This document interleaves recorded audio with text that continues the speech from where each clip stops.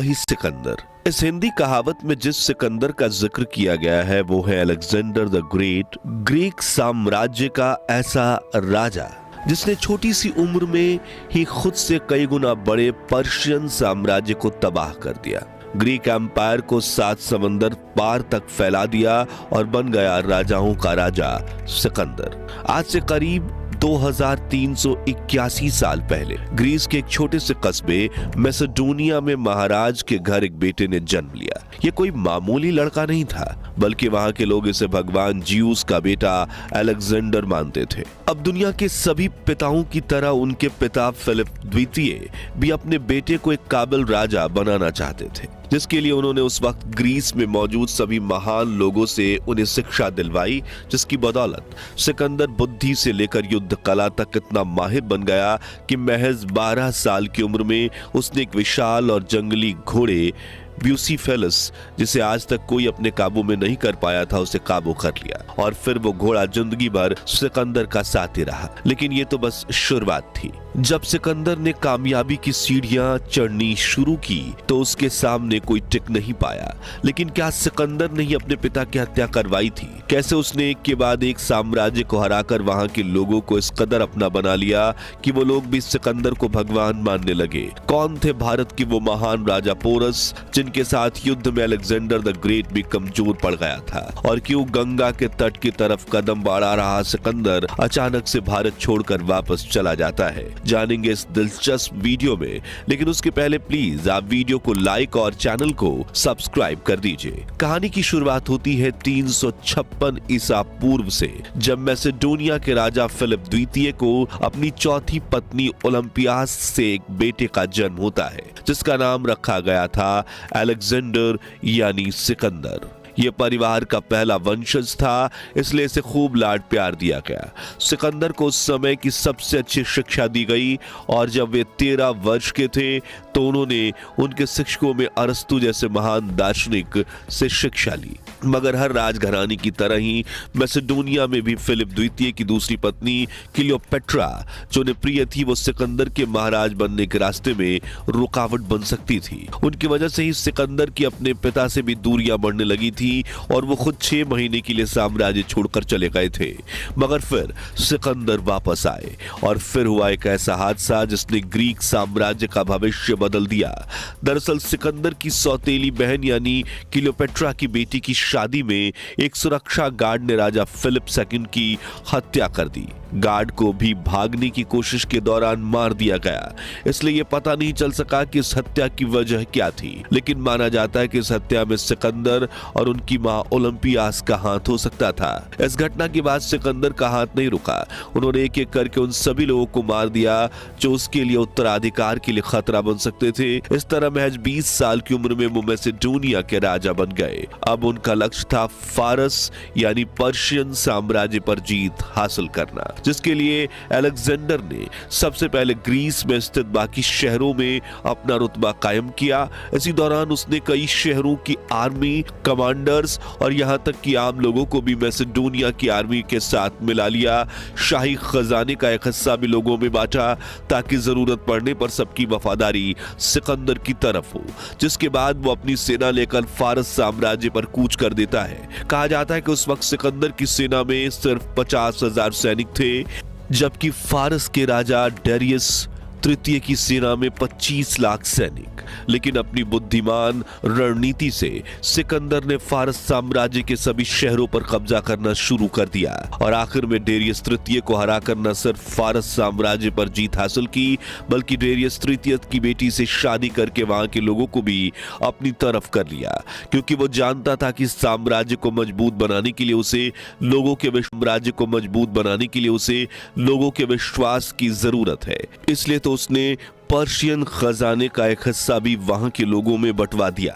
अब इससे युद्ध में हार चुके देश तो खुश हो रहे थे, लेकिन सिकंदर की अपनी सेना खुश नहीं थी, जिसका असर भारत पर जीत पाने में उसकी चाहत पर पड़ने वाला था। खैर, कहानी पर वापस आए तो अगले 10 सालों में 10,000 मील तक का सफर करते हुए सिकंदर अपनी 1 लाख सैनिकों की बड़ी सेना लेकर ईरान होते हुए सिंधु घाटी के तट पर पहुंचा, जहां सिकंदर ने अपनी नजदीकी भारतीय शहरों के राजाओं को संदेश भिजवाया भिजवाया कि वो युद्ध के बिना ही हार मान जाए और सिकंदर का नियंत्रण स्वीकार कर ले।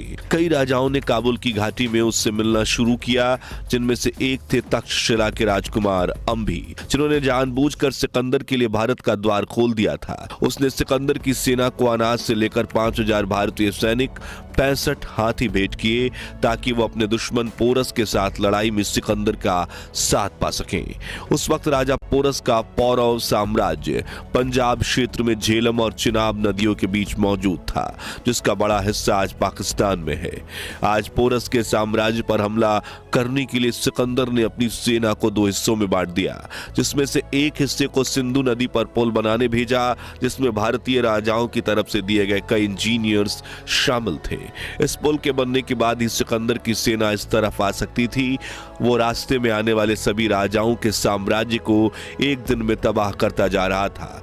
इस दौरान उसकी बाहों में एक तीर भी लगा। सिंधु नदी तक मार्च करने में सिकंदर की सेना को 20 दिन लगे। वहां तक्षशिला के राजा ने सिंधु नदी पर नावों से पुल बनाने में उनकी मदद की, जहां से मार्च करते हुए सिकंदर की सेना झेलम नदी के पास पहुंच गई, जिसकी उस तरफ राजा पोरस की सेना खड़ी थी। यहां से सिकंदर ने राजा पोरस को समर्पण का संदेश भिजवाया, लेकिन उन्होंने इनकार कर दिया। फिर शुरू हुआ सिकंदर और पोरस के बीच वो महामुकाबला, जहां पहली बार दुनिया ने देखा कि राजाओं का राजा अलेक्जेंडर द ग्रेट भी कमजोर पड़ सकता है। अब मानसून की बारिश के कारण नदी उफान पर थी और पोरस को पूरा विश्वास था कि कोई भी सेना इस वक्त नदी पार नहीं कर पाएगी। लेकिन सिकंदर ने रात के अंधेरे में अपनी सेना को बांटकर झेलम के एक संकरे और कम गहरे हिस्से से नदी को पार करवा दिया। हालांकि इस प्रयास में बिजली गिरने से सिकंदर के कई सैनिक मौत के घाट उतर गए। सिकंदर को इस पार आता देख राजा पोरस चौंक गए, लेकिन उन्होंने हार नहीं मानी, बल्कि अपनी सेना को तुरंत तैयार किया, जिसमें शामिल थे भारी भरकम हाथी, तीरंदाज और घुड़सवार। और फिर शुरू हुआ वो युद्ध जिसकी गूंज सदियों तक सुनाई देती रही, और इस युद्ध को कहा जाता है बैटल ऑफ हाई डिस्पीज, क्योंकि उस वक्त इस इलाके का नाम था हाई डिस्पीज। खैर, इस युद्ध में सिकंदर को पहली बार हाथियों की ताकत का सामना करना पड़ा। यूनानी सेना के घोड़े पोरस की सेना के हाथियों को देखकर डर गए और बुरी तरह पीछे हटने लगे, मगर फिर सिकंदर ने जल्द ही इन विशालकाय हाथियों से लड़ने का तरीका खोज निकाला। उसके सैनिक हाथियों को घेर लेते और उस पर भालों से हमला करते। इस बीच एक तीरंदाज हाथी की आंख का निशाना लेता और जैसे ही हाथी की आंख में तीर लगता, वो अनियंत्रित होकर इधर उधर डोलने लगता और अपने ही लोगों को कुचल डालता। अपनी रणनीति से सिकंदर ने अपने सैनिकों को पोरस के सैनिकों के बाएं और दाएं भेज दिया और कहा कि वो आगे जाकर पीछे से पोरस के सैनिकों पर हमला करें।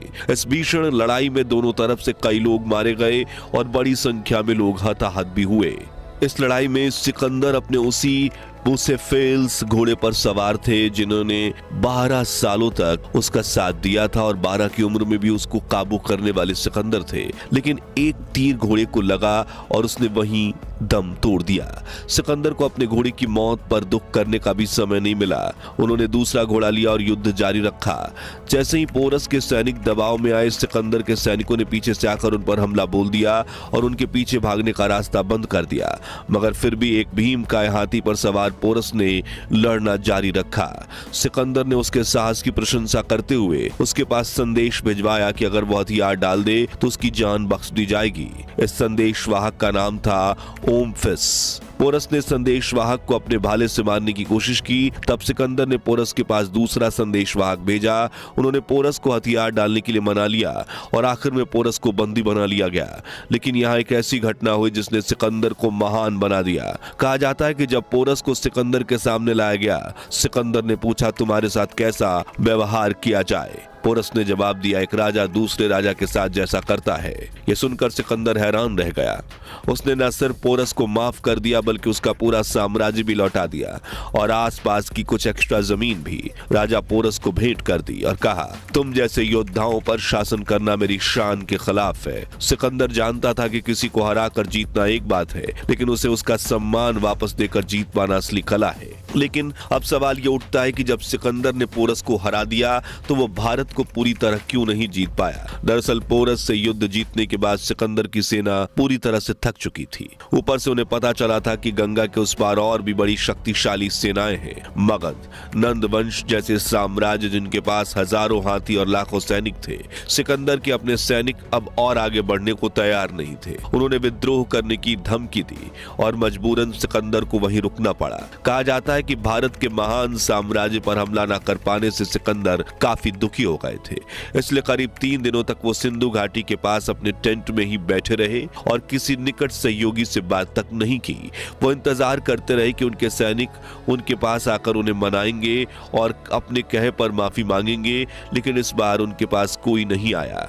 आखिर में सिकंदर को स्वीकार करना पड़ा कि गंगा तक जाने का उनका सपना अब कभी पूरा नहीं हो सकेगा और अपने सारे सैनिकों को जमा कर ऐलान किया कि वो अपने घर वापस जा रहे हैं। जिसके बाद सन 323 ईसा पूर्व में 32 वर्ष की उम्र में बेबीलोन यानी कि आज के इराक पहुंचने के बाद अचानक एक रहस्यमय बीमारी से उनकी मृत्यु हो गई। कुछ इतिहासकारों का मानना है कि उनकी मौत का कारण उनके घावों में होने वाले इन्फेक्शन थे और कुछ का मानना है कि उनकी मृत्यु मलेरिया की वजह से हुई थी। खैर, कारण चाहे जो भी हो, जाते जाते अलेक्जेंडर द ग्रेट अपनी अंतिम इच्छा में कह चुके थे कि अब जब मुझे दफनाया जाए तो मेरे दोनों हाथ ताबूत से बाहर निकले हों, ताकि दुनिया देख सके कि जिसने पूरी जमीन जीत ली वो भी खाली हाथ ही जाता है। दोस्तों, क्या अलेक्जेंडर द ग्रेट भारत पर पूरी तैयारी के साथ हमला कर देता तो आज हमारा इतिहास कुछ और होता?